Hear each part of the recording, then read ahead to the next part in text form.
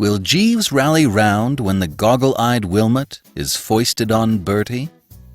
P.G. Wodehouse, today on the Classic Tales podcast.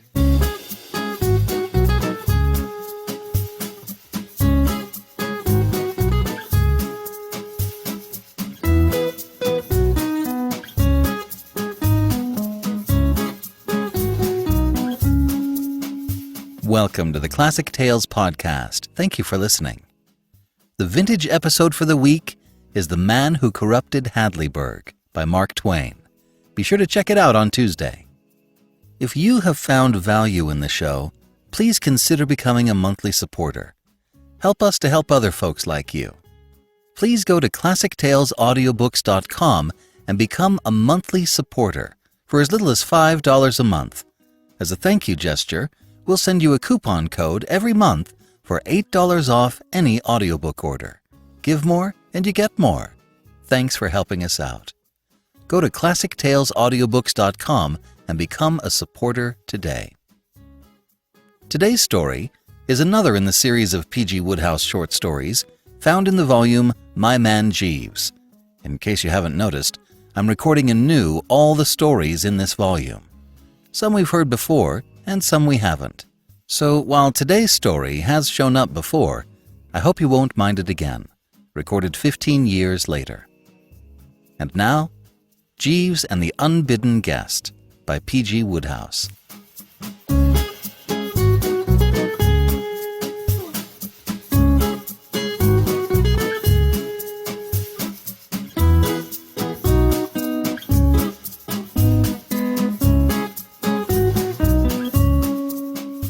I'm not absolutely certain of my facts, but I rather fancy it's Shakespeare, or if not, it's some equally brainy lad, who said that it's always when a chappie is feeling particularly top-hole, and more than usually braced with things in general, that fate sneaks up behind him with a bit of lead piping. There's no doubt the man's right. It's absolutely that way with me. Take, for instance, the fairly rummy matter of Lady Malvern and her son Wilmot. A moment before they turned up, I was thinking how thoroughly all right everything was. It was one of those topping mornings, and I just climbed out from under the cold shower, feeling like a 2-year-old. As a matter of fact, I was especially bucked just then, because the day before I had asserted myself with Jeeves. Absolutely asserted myself, don't you know? You see, the way things had been going on, I was rapidly becoming a dashed serf. The man had jolly well oppressed me. I didn't so much mind when he made me give up one of my new suits, because Jeeves's judgment about suits is sound. But I as near as a toucher rebelled when he wouldn't let me wear a pair of cloth-topped boots, which I loved like a couple of brothers. And when he tried to tread on me like a worm in the matter of a hat, I jolly well put my foot down and showed him who was who. It's a long story, and I haven't time to tell you now, but the point is that he wanted me to wear the long-acre, as worn by John Drew, when I had set my heart to the country gentleman, as worn by another famous actor chappie, and the end of the matter was that, after a rather painful scene, I bought the country gentleman. So that's how things stood on this particular morning, when I was feeling kind of manly and independent. Well, I was in the bathroom, wondering what there was going to be for breakfast while I massaged the good old spine with a rough towel and sang slightly, when there was a tap at the door. I stopped singing and opened the door an inch. "What ho, without there?" "Lady Malvern wishes to see you, sir," said Jeeves. "Eh?" "Lady Malvern, sir. She is waiting in the sitting-room." "Pull yourself together, Jeeves, my man," I said rather severely, for I bar practical jokes before breakfast. "You know perfectly well there's no one waiting for me in the sitting-room. How could there be when it's barely 10 o'clock yet?" "I gathered from her ladyship, sir, that she had landed from an ocean liner at an early hour this morning." This made the thing a bit more plausible.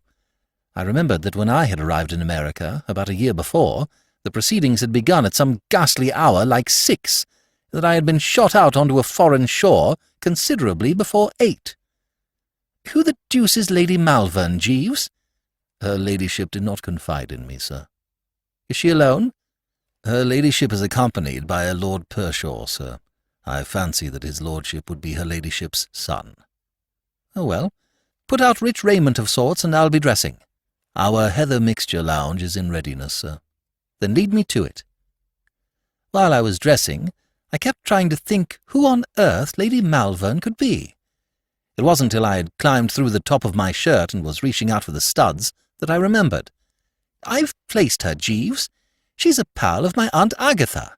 Indeed, sir. Yes. I met her at lunch one Sunday before I left London. A very vicious specimen. Writes books.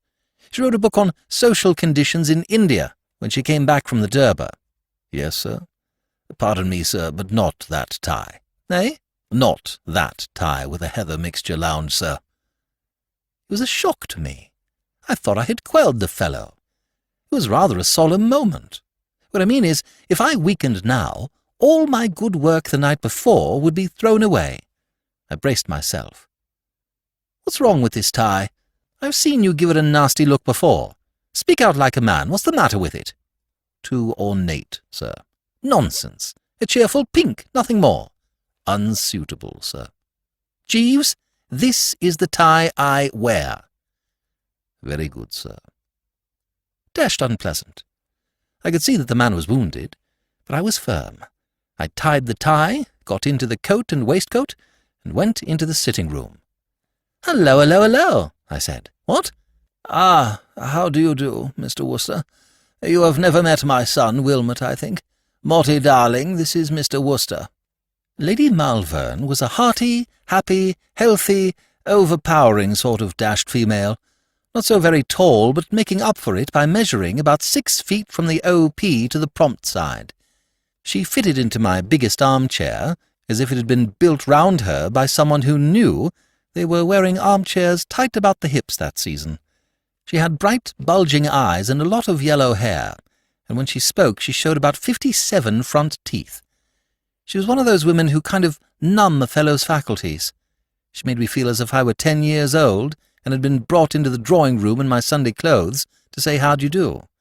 Altogether by no means the sort of thing a chappie would wish to find in his sitting-room before breakfast. Motty, the son, was about 23, tall and thin and meek-looking. He had the same yellow hair as his mother, but he wore it plastered down and parted in the middle. His eyes bulged too, but they weren't bright. They were a dull grey with pink rims. His chin gave up the struggle about halfway down, and he didn't appear to have any eyelashes. A mild, furtive, sheepish sort of blighter, in short. "Awfully glad to see you," I said. "So you've popped over, eh? Making a long stay in America?" "About a month. Your aunt gave me your address and told me to be sure and call on you." I was glad to hear this, as it showed that Aunt Agatha was beginning to come round a bit. There had been some unpleasantness a year before, when she had sent me over to New York to disentangle my cousin Gussie from the clutches of a girl on the music-hall stage. When I tell you that by the time I had finished my operations, Gussie had not only married the girl, but had gone on the stage himself and was doing well, you'll understand that Aunt Agatha was upset to no small extent. I simply hadn't dared go back and face her, and it was a relief to find that time had healed the wound and all that sort of thing, enough to make her tell her pals to look me up. What I mean is, much as I liked America, I didn't want to have England barred to me for the rest of my natural, and believe me, England is a jolly sight too small for anyone to live in with Aunt Agatha, if she's really on the warpath. So I braced on hearing these kind words, and smiled genially on the assemblage.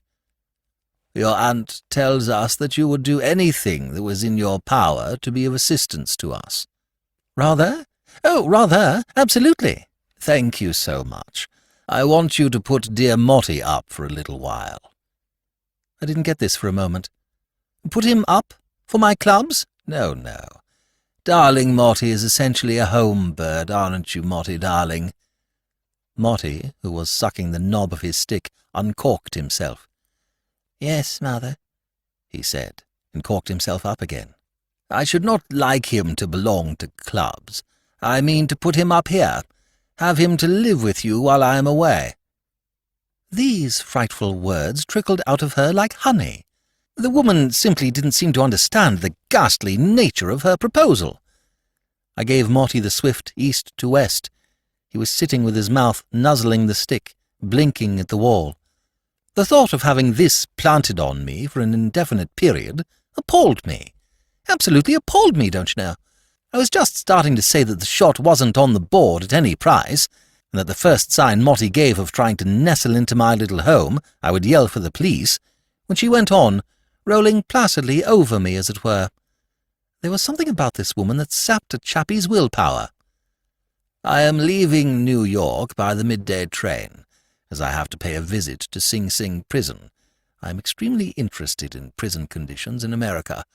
After that I work my way gradually across to the coast, visiting the points of interest on the journey.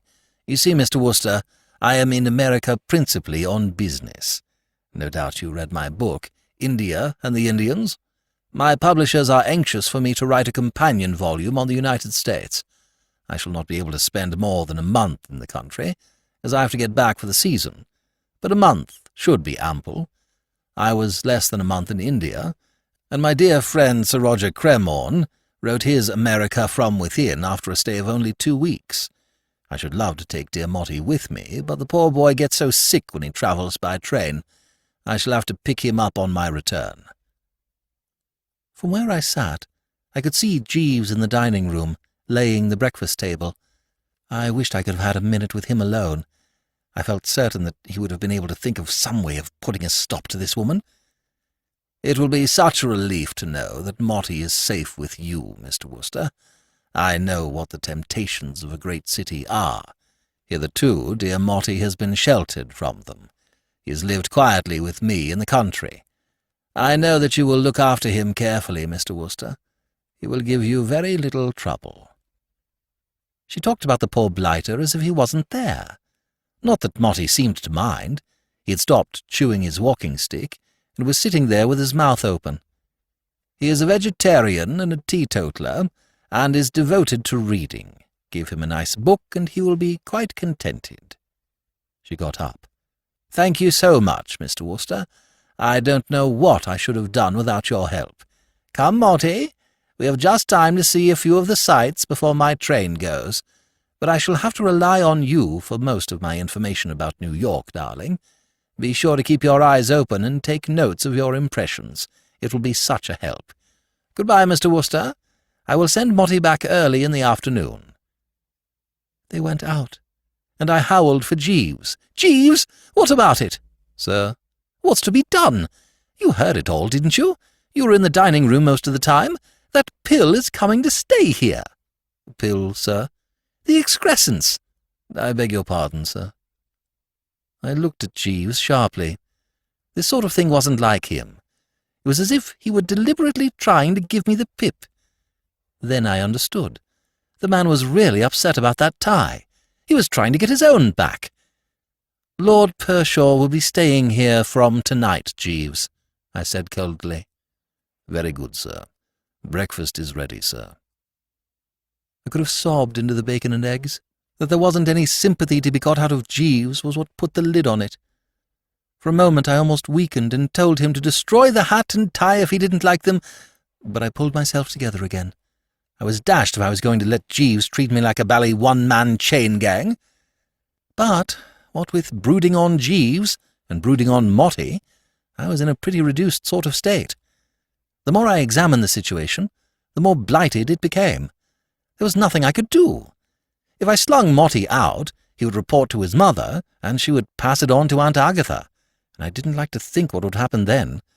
Sooner or later, I should be wanting to go back to England, and I didn't want to get there and find Aunt Agatha waiting on the quay for me with a stuffed eel skin. There was absolutely nothing for it but to put the fellow up and make the best of it. About midday, Motty's luggage arrived, and soon afterward a large parcel of what I took to be nice books. I brightened up a little when I saw it. It was one of those massive parcels, and looked as if it had enough in it to keep the chappie busy for a year. I felt a trifle more cheerful, and I got my country gentleman hat and stuck it on my head, and gave the pink tie a twist, and reeled out to take a bite of lunch with one or two of the lads at a neighbouring hostelry. And what with excellent browsing and sluicing and cheery conversation and what-not, the afternoon passed quite happily. By dinner-time I had almost forgotten blighted Motty's existence. I dined at the club, and looked in at a show afterward, and it wasn't till fairly late that I got back to the flat. There were no signs of Motty, and I took it that he had gone to bed. It seemed rummy to me, though, that the parcel of nice books was still there with the string and paper on it. It looked as if Motty, after seeing Mother off at the station, had decided to call it a day. Jeeves came in with the nightly whisky and soda. I could tell by the chappie's manner that he was still upset. "Lord Pershaw gone to bed, Jeeves?" I asked, with reserved hauteur and what not. "No, sir. His lordship has not yet returned." "Not returned? What do you mean?" "His lordship came in shortly after 6:30, and having dressed, went out again." At this moment there was a noise outside the front door, a sort of scrabbling noise, as if somebody were trying to paw his way through the woodwork, then a sort of thud. "Better go and see what that is, Jeeves." "Very good, sir." He went out and came back again. "If you would not mind stepping this way, sir, I think we might be able to carry him in." "Carry him in?" "His lordship is lying on the mat, sir." I went to the front door. The man was right. There was Motty, huddled up outside on the floor. He was moaning a bit. "He's had some sort of dashed fit," I said. I took another look. "Jeeves, someone's been feeding him meat." "Sir?" "He's a vegetarian, you know. He must have been digging into a steak or something. Call up a doctor." "I hardly think it will be necessary, sir. If you would take his lordship's legs while I—" "Great Scott, Jeeves! You don't think— He can't be—" "I am inclined to think so, sir." And by Jove, he was right. Once on the right track, you couldn't mistake it. Motty was under the surface. It was the deuce of a shock. "You never can tell, Jeeves." "Very seldom, sir." "Remove the eye of authority, and where are you?" "Precisely, sir." "Where is my wandering boy tonight, and all that sort of thing, what?" "It would seem so, sir." "Well, we had better bring him in, eh?" "Yes, sir." So we lugged him in, and Jeeves put him to bed, and I lit a cigarette and sat down to think the thing over. I had a kind of foreboding. It seemed to me that I had let myself in for something pretty rocky. Next morning, after I had sucked down a thoughtful cup of tea, I went into Motty's room to investigate. I expected to find the fellow a wreck, but there he was, sitting up in bed, quite chirpy, reading gingery stories. "What-ho?" I said. "What-ho?" said Motty. "What-ho, what-ho? What-ho, what-ho, what-ho?" After that it seemed rather difficult to go on with the conversation. "How are you feeling this morning?" I asked. "Topping," replied Motty, blithely and with abandon. "I say, you know that fellow of yours, Jeeves, you know, is a corker. I had the most frightful headache when I woke up, and he brought me a sort of rummy dark drink, and it put me right again at once. Said it was his own invention. I must see more of that lad. He seems to me distinctly one of the ones." I couldn't believe that this was the same blighter who had sat and sucked his stick the day before. "You ate something that disagreed with you last night, didn't you?" I said, by way of giving him a chance to slide out of it if he wanted to. But he wouldn't have it, at any price. "No," he replied firmly. "I didn't do anything of the kind. I drank too much too much, lots and lots too much, and what's more, I'm going to do it again. I'm going to do it every night. If ever you see me sober, old top," he said with a kind of holy exultation, "tap me on the shoulder and say tut-tut, and I'll apologize and remedy the defect." "But I say, you know, what about me?" "What about you?" "Well, I'm, so to speak, as it were, kind of responsible for you. What I mean to say is, if you go doing this sort of thing, I'm apt to get in the soup somewhat." "I can't help your troubles," said Motty firmly. "Listen to me, old thing. This is the first time in my life that I've had a real chance to yield to the temptations of a great city. What's the use of a great city having temptations if fellows don't yield to them? Makes it so bally discouraging for a great city. Besides, Mother told me to keep my eyes open and collect impressions." I sat on the edge of the bed. I felt dizzy. "I know how you feel, old dear. said Motty consolingly. "And if my principles would permit it, I would simmer down for your sake. But duty first! This is the first time I've been let out alone, and I mean to make the most of it. We're only young once. Why interfere with life's morning? Young man, rejoice in thy youth. Tra-la! What ho!" Put like that, it did seem reasonable. "All my bally life, dear boy," Motty went on, "I've been cooped up in the ancestral home at Much Middleford in Shropshire. Until you've been cooped up in Much Middleford, you don't know what cooping is. The only time we get any excitement is when one of the choir boys is caught sucking chocolate during the sermon. When that happens, we talk about it for days. I've got about a month of New York, and I mean to store up a few happy memories for the long winter evenings. This is my only chance to collect a past, and I'm going to do it. Now tell me, old sport, as man to man, how does one get in touch with that very decent chappie Jeeves? Does one ring a bell or shout a bit? I should like to discuss the subject of a good stiff B&S with him." I'd had a sort of vague idea, don't you know, that if I stuck close to Motty and went about the place with him, I might act as a bit of a damper on the gaiety. What I mean is, if I thought that if, when he was being the life and soul of the party, he were to catch my reproving eye, he might ease up a trifle on the revelry. So the next night I took him along to supper with me. It was the last time. I'm a quiet, peaceful sort of chappie, who has lived all his life in London, and I can't stand the pace these swift sportsmen from the rural districts set. What I mean to say is, I'm all for rational enjoyment and so forth, but I think a chappie makes himself conspicuous when he throws soft-boiled eggs at the electric fan. And decent mirth and all that sort of thing are all right, but I do bar dancing on tables and having to dash all over the place, dodging waiters, managers, and chuckers out, just when you want to sit still and digest. Directly I managed to tear myself away that night and get home, I made up my mind that this was jolly well the last time that I went about with Motty. The only time I met him late at night after that was once when I passed the door of a fairly low-down sort of restaurant and had to step aside to dodge him as he sailed through the air en route for the opposite pavement, with a muscular sort of looking chappie peering out after him with a kind of gloomy satisfaction. In a way, I couldn't help sympathizing with the fellow.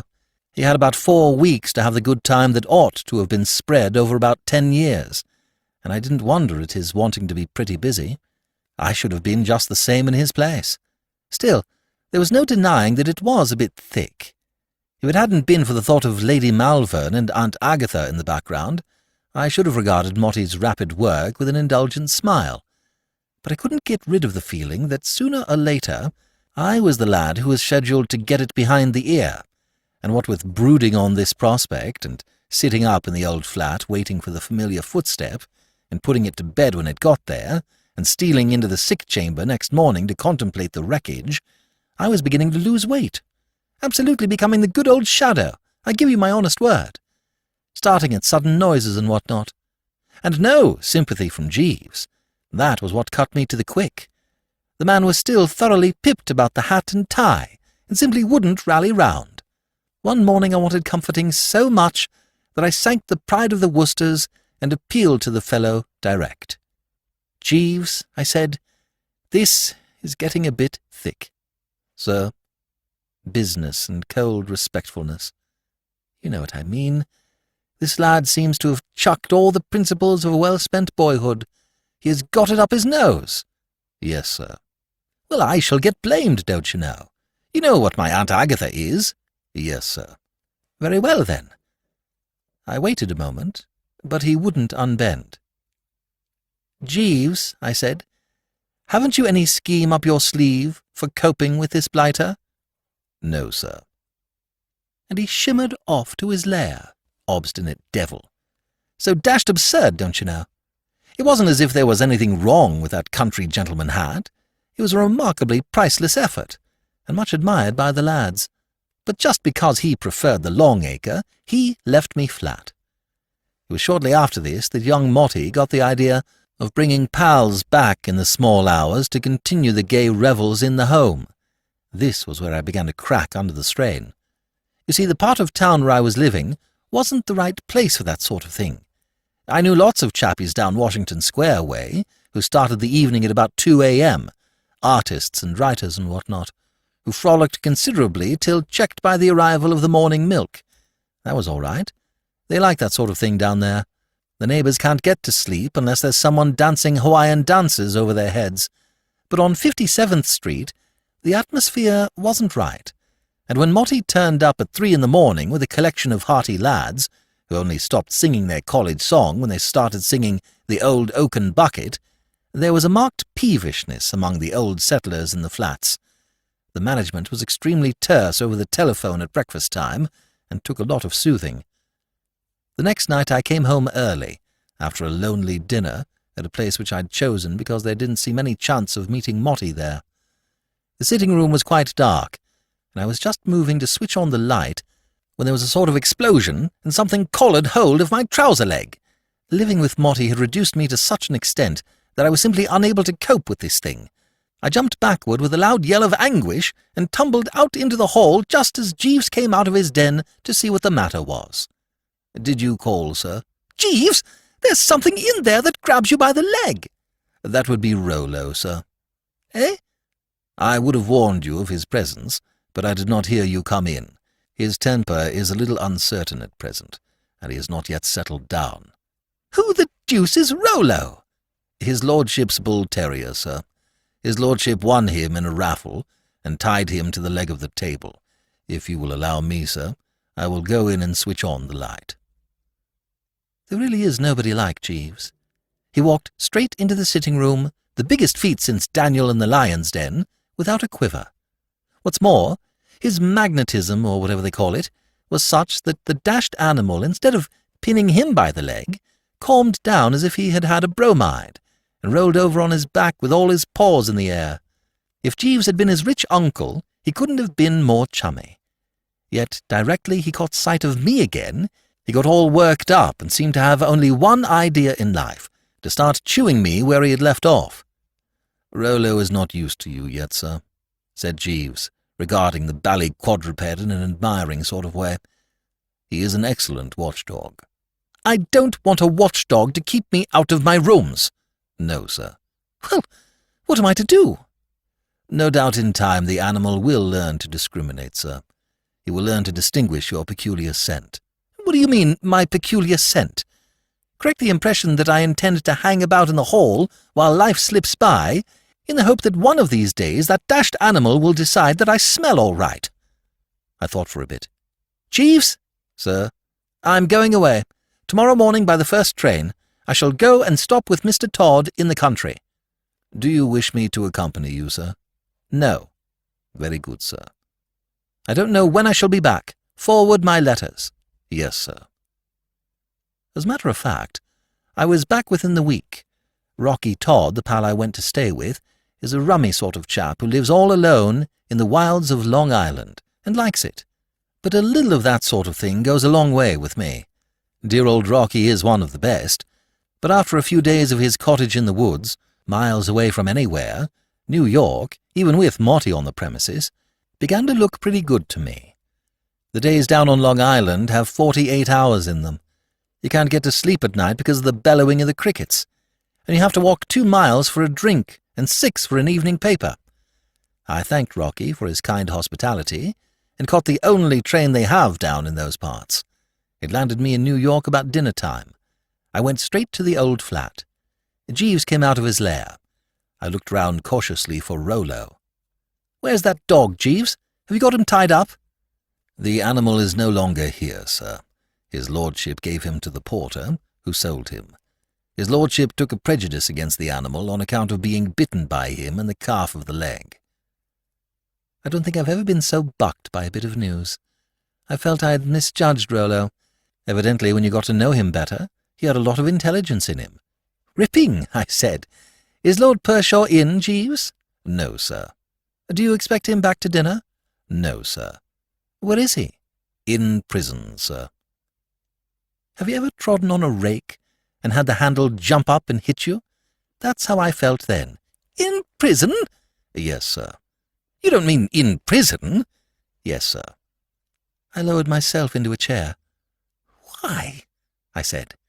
He assaulted a constable, sir. Lord Pershaw assaulted a constable? Yes, sir. I digested this. But, Jeeves, I say, this is frightful. Sir? What will Lady Malvern say when she finds out? I do not fancy that her ladyship will find out, sir. But she'll come back and want to know where he is.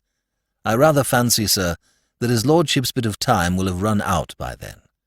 But supposing it hasn't? In that event, sir, it may be judicious to prevaricate a little. How? If I might make the suggestion, sir, I should inform her ladyship that his lordship has left for a short visit to Boston. Why Boston? Very interesting and respectable centre, sir. Jeeves, I believe you've hit it. I fancy so, sir. Why, this is really the best thing that could have happened. If this hadn't turned up to prevent him, young Motty would have been in a sanatorium by the time Lady Malvern got back. Exactly, sir. The more I looked at it in that way, the sounder this prison wheeze seemed to me. There was no doubt in the world that prison was just what the doctor ordered for Motty. It was the only thing that could have pulled him up. I was sorry for the poor blighter, but after all, I reflected, a chappie who had lived all his life with Lady Malvern, in a small village in the interior of Shropshire, wouldn't have much to kick at in prison. Altogether, I began to feel absolutely braced again. Life became, like what the poet Johnny says, one grand, sweet song. Things went on so comfortably and peacefully for a couple of weeks that I give you my word that I'd almost forgotten such a person as Motty existed. The only flaw in the scheme of things was that Jeeves was still pained and distant. It wasn't anything he said or did, mind you, but there was a rummy something about him all the time. Once, when I was tying the pink tie, I caught sight of him in the looking-glass. There was a kind of grieved look in his eye. And then Lady Malvern came back, a good bit ahead of schedule. I hadn't been expecting her for days.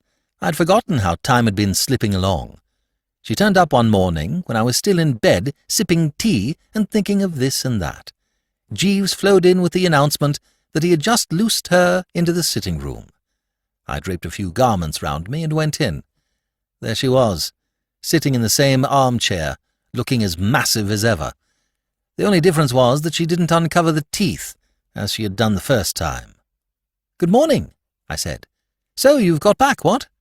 "I have got back."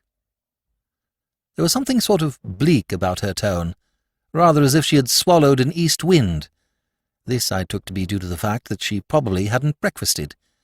It's only after a bit of breakfast that I'm able to regard the world with that sunny cheeriness which makes a fellow the universal favourite. I'm never much of a lad till I've engulfed an egg or two and a beaker of coffee. "I suppose you haven't breakfasted?"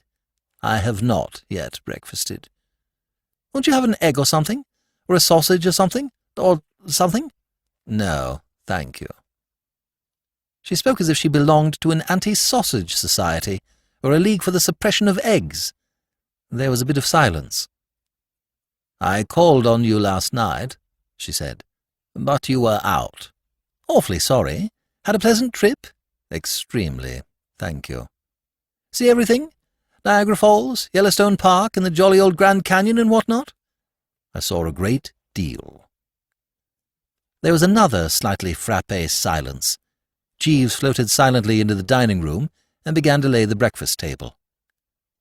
"I hope Wilmot was not in your way, Mr. Wooster?" I had been wondering when she was going to mention Motty. "Rather not. Great pals. Hit it off splendidly." "You were his constant companion, then?" "Absolutely. We were always together. Saw all the sights, don't you know. We'd take in the Museum of Art in the morning and have a bit of lunch at some good vegetarian place, and then toddle along to a sacred concert in the afternoon, and home to an early dinner. We usually played dominoes after dinner, and then the early bed and the refreshing sleep. We had a great time. I was awfully sorry when he went away to Boston." "Oh, is Wilmot in Boston?" "Yes.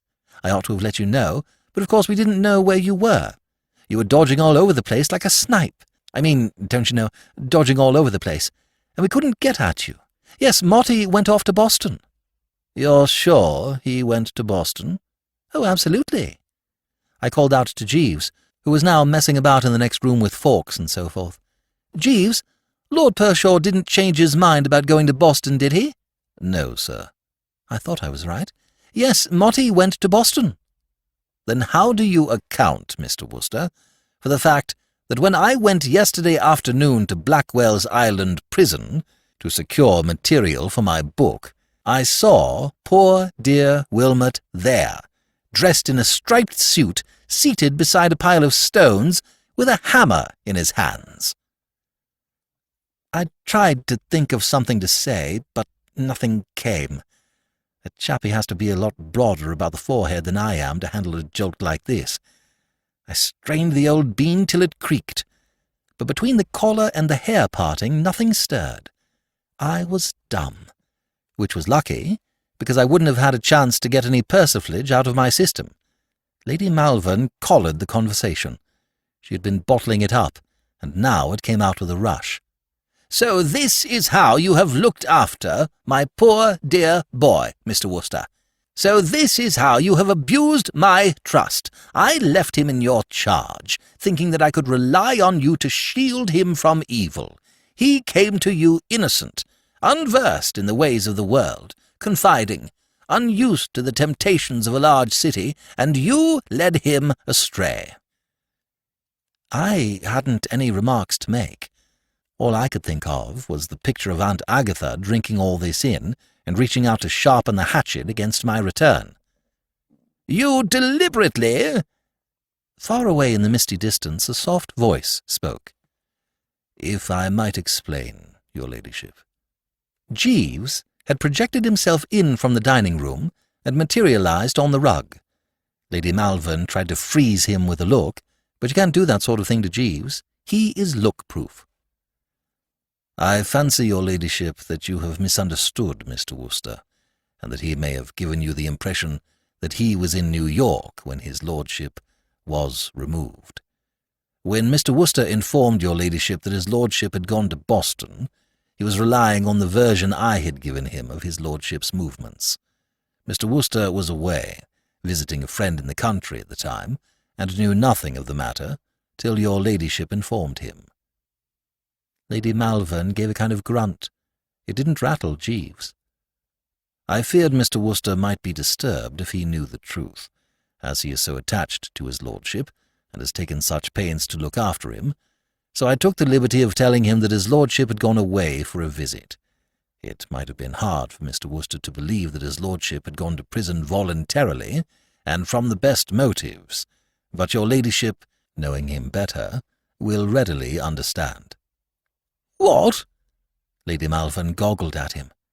"Did you say that Lord Pershaw went to prison voluntarily?"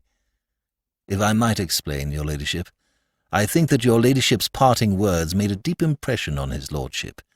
I have frequently heard him speak to Mr. Wooster of his desire to do something to follow your ladyship's instructions and collect material for your ladyship's book on America. Mr. Wooster will bear me out when I say that his lordship was frequently extremely depressed at the thought that he was doing so little to help." "Absolutely, by Jove! Quite pipped about it," I said. "The idea of making a personal examination into the prison system of the country, from within, occurred to his lordship very suddenly one night. He embraced it eagerly. There was no restraining him." Lady Malvern looked at Jeeves, then at me, then at Jeeves again. I could see her struggling with the thing. "Surely, your ladyship," said Jeeves, "it is more reasonable to suppose that a gentleman of his lordship's character went to prison of his own volition than that he committed some breach of the law which necessitated his arrest." Lady Malvern blinked. Then she got up. "Mr. Wooster," she said, "I apologize. I have done you an injustice. I should have known Wilmot better. I should have had more faith in his pure, fine spirit." "Absolutely," I said.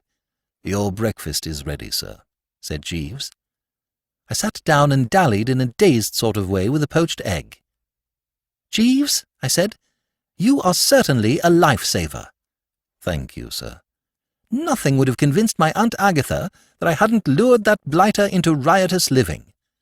I fancy you are right, sir. I champed my egg for a bit. I was most awfully moved, don't you know, by the way Jeeves had rallied round. Something seemed to tell me that this was an occasion that called for rich rewards. For a moment I hesitated. Then I made up my mind. Jeeves? Sir? That pink tie? Yes, sir. Burn it. Thank you, sir. And Jeeves? Yes, sir. Take a taxi and get me that Longacre hat, as worn by John Drew. Thank you very much, sir. I felt most awfully braced. I felt as if the clouds had rolled away and all was as it used to be. I felt like one of those chappies in the novels who calls off the fight with his wife in the last chapter and decides to forget and forgive. I felt I wanted to do all sorts of other things to show Jeeves that I appreciated him. Jeeves, I said, it isn't enough. Is there anything else you would like? Yes, sir. If I may make the suggestion, $50. $50? It will enable me to pay a debt of honour, sir. I owe it to his lordship. You owe Lord Pershaw $50? Yes, sir. I happened to meet him in the street the night his lordship was arrested. I had been thinking a good deal about the most suitable method of inducing him to abandon his mode of living, sir. His lordship was a little overexcited at the time, and I fancy that he mistook me for a friend of his. At any rate, when I took the liberty of wagering him $50 that he would not punch a passing policeman in the eye, he accepted the bet very cordially and won it. I produced my pocket-book and counted out 100. Take this, Jeeves, I said. 50 isn't enough. Do you know, Jeeves, you absolutely stand alone. I endeavour to give satisfaction, sir, said Jeeves.